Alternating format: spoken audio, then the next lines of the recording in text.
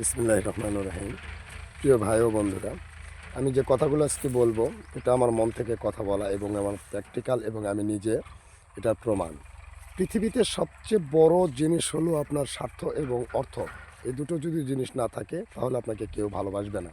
আর স্বার্থ এমন একটা জিনিস, টাকাই সবচেয়ে জাতির মেরুদণ্ড। আর আরেকটি কথা হলো বেঈমান, বিশ্বাসঘাতক বন্ধুবান্ধব চিনতে হলে আপনাকে প্রথমে তাদের সাথে মিশতে হবে।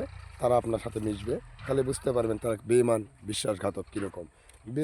স্বার্থের জন্য ওরা যে কোনো মুহূর্তে আপনাকে প্রয়োজনে ব্যবহার করবে, প্রয়োজন শেষ হয়ে গেলে আপনাকে ছুঁড়ে ফেলে দিবে। এটাই পৃথিবীর নিয়ম। পৃথিবীতে সবচেয়ে সুন্দর জিনিস সৃষ্টি করেছেন মহান আল্লাহ পাক, সেটা হলো 18,000 মাকলুকাতের মধ্যে সৃষ্টি করলেন, সেটা হলো মানুষ।